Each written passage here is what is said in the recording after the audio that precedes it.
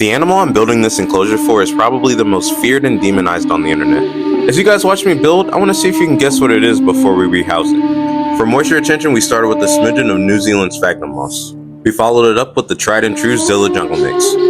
This animal is found in regions along the Gulf of Suez.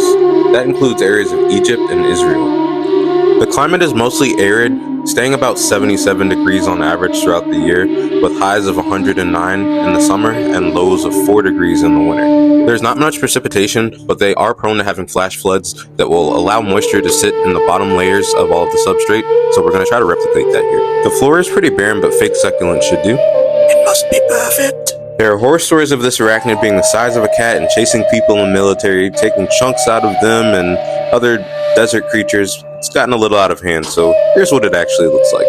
This is Rhagodes melanus, otherwise known as the black sun spider, popularly known as the camel spider or wind spider. This is a member of the order of arachnids called sulfugates. They're notoriously difficult to keep in captivity, and not much is known about the husbandry.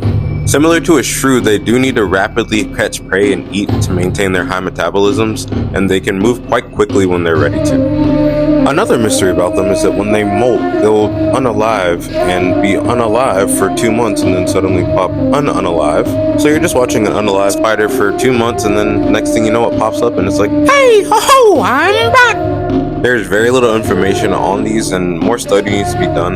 A lot of what we do here will end up being experimental, and we're hoping that we'll find some kind of success. So far, we really like her, and as someone who used to be afraid of them, I'm kind of in love now.